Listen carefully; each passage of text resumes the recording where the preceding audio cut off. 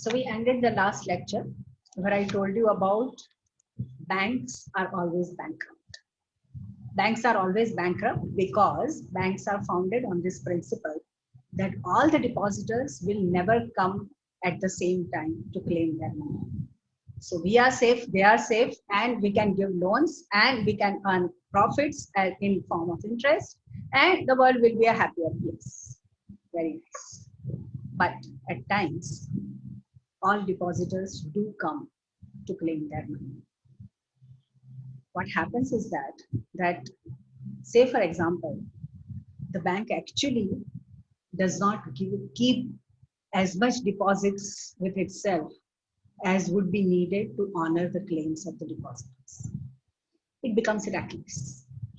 It becomes reckless and it just starts giving out too much part of the deposits.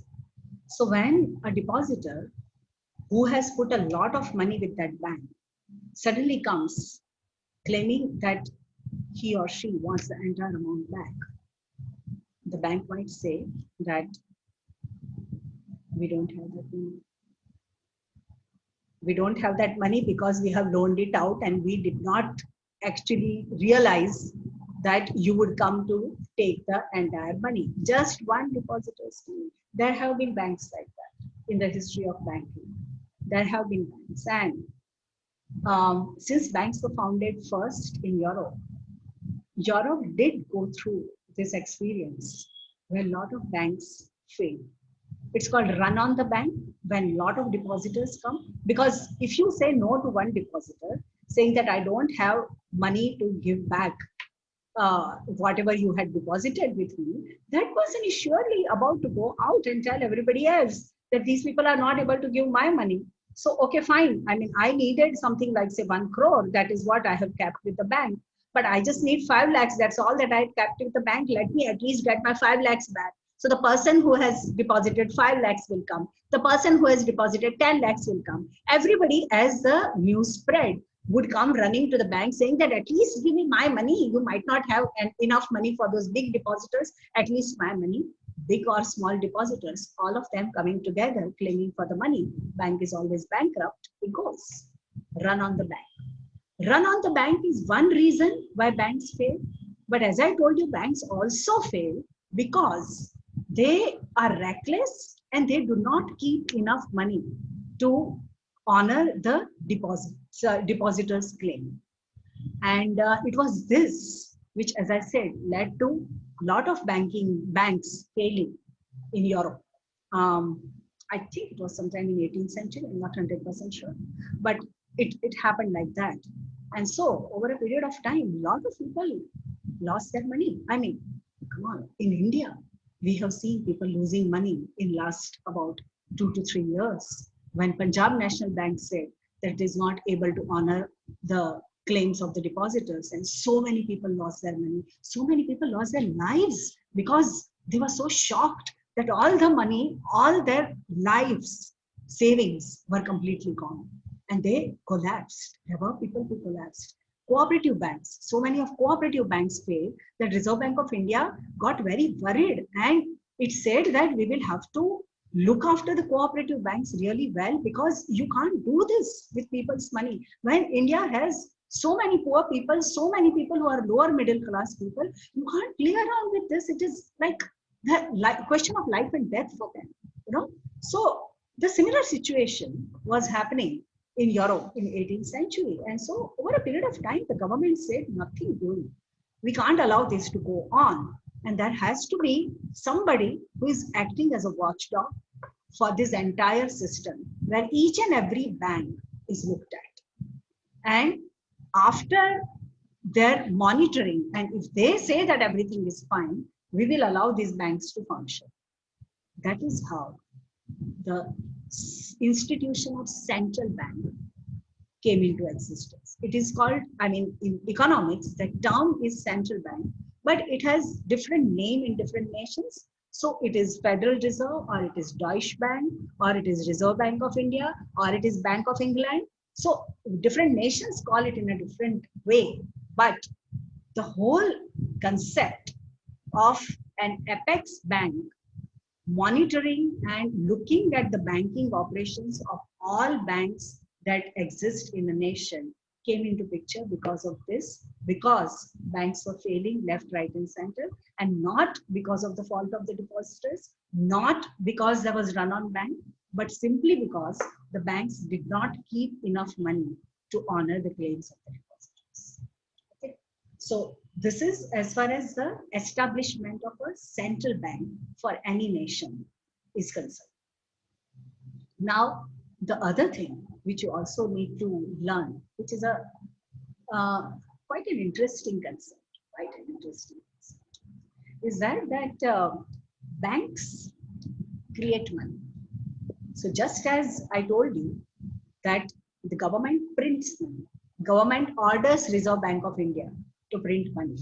Reserve Bank of India can advise the government of India saying that don't do this. This is not going to be fiscally very balanced thing to do, very advisable thing to do.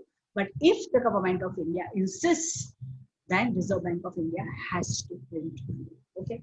So as that is one thing. So just like that, so Reserve Bank of India then controls the money supply and tries to control the government also.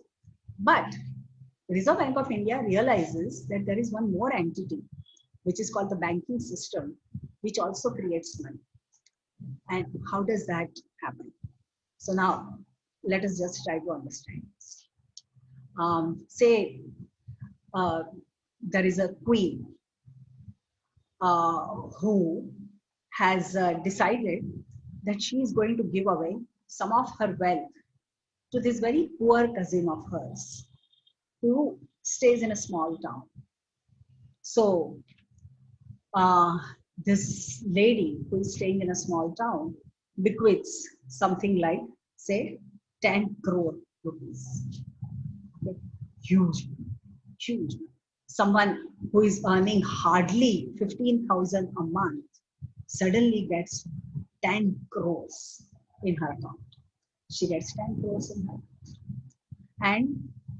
And as she decides that she is not going to be using all of that money, so she keeps that account, that money in her bank. So say ICICI Bank receives 10 crores of rupees. Now, to meet the claims of the depositors, say ICICI Bank keeps 10% of the deposits with itself. So out of this 10 crores that ICICI had received, ICICI keeps 1 crore for meeting the demands of the depositors, and 9 crores are loaned out to other people. So for sake of simplicity, let's assume that 9 crores are loaned out to just one person who is starting some business or who is running some business. Now, incidentally, this person had an account in ICICI Bank only. So this person takes that check, which is given by the bank manager to him, and deposits it back in his own account in ICICI Bank itself. So ICICI Bank has given 9 crores and received 9 crores back within 10 minutes. So now ICICI has 10 crores from that lady, and ICICI has 9 crores from this guy. So 19 crores ICICI has. So let's just say that from this 9 crores that ICICI received additionally, once again, 10% of it ICICI will have to keep with itself. And so 8.1 crores ICICI will give out as loan. The person to whom ICICI would give out as loan now does not have an account in ICICI Bank. That person might deposit that in, say, State Bank of India. But as a banking system, now the banking system has received 10 plus 9 plus 8.1 already in its system. From this 8.1 that SBI receives, SBI keeps 10% for the depositor's claims, and it loans out 7.29 crores to another loan holder. And this is how the money which started with 10 crores became 10 plus 9, then 10 plus 9 plus 8.1, then 10 plus 9 plus 8.1 plus 7.29, 10 plus 9 plus 8.1 plus 7.29 plus 6.47. It keeps going on and on and on till the entire thing is exhausted, because you are keeping away 10, 10, 10, 10%. So how much would be this total amount that is being created by bank as money from this particular system? So the answer is what is called the banking multiplier. And it's a very simple multiplier. It is 1 by R. R is reserve ratio. Reserve ratio is the amount of money you keep aside to meet the claims of the depositors. That term is reserve ratio. So banks have this reserve ratio of whatever percentage. And so what you do is you take the initial deposit, which in our case was 10 crores. 10 crores multiplied by 1 divided by 0.10, because 10% is the reserve ratio. So 10 crores multiplied by 100 divided by 10, which means 10 crores multiplied by 10, which means that it becomes 100 crores. From 10 crores, the banks made 100 crores by just doing this. I give you a check, you deposit it. Then I take that check, I give my check to another person, then I deposit it. And it goes on and on and on. And the money gets generated by the banking system as a whole. It is not just one bank. But as a banking system as a whole, Reserve Bank of India knows that when money goes into a bank, it is going to multiply and it is going to increase the money supply in the bank. Okay, so these are the two things that I wanted you to understand. One, how central bank was founded, one, and two, how banking multiplier works. And now the last part of the banking system is going to be the instruments that bank uses to control the money supply. When I say bank, I mean Reserve Bank of India, I mean the central bank of any nation. The tools that it uses to control the money supply, because as I told you, printing of money is in the hands of the bank, the central bank. So controlling the money supply, seeing that so much money is needed for transactional needs or investment needs by the economy and to release it, all these calculations are done by the central bank. So how exactly they do it and what are the tools that they use or what are the ratios that they use, I'm going to teach you in the next lecture. Till then, see you. Have a nice time.